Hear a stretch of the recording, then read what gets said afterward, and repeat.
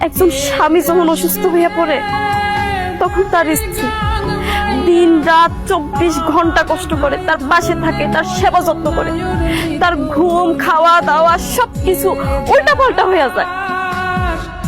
কিন্তু একজন স্ত্রী অসুস্থ হইয়া তার স্বামী কি তার এটা সেবা যত্ন করে?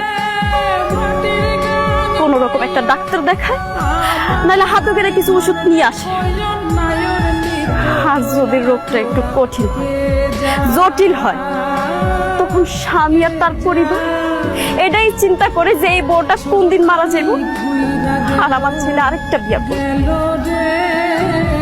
আসলে আমরা নারী, আমরা স্ত্রী যেভাবে স্বামী তার পরিবার আপন ফেরা দেয়, স্বামী বা তার পরিবার আমাদেরকে ওই রকম ভাবে ভাবে। শ্বশুর শাশুড়িরা আমরা যেরকম বাপ মার মতো মনে করি না, তারা কিন্তু আমাদেরকে মেয়ের মতো মনে করে না।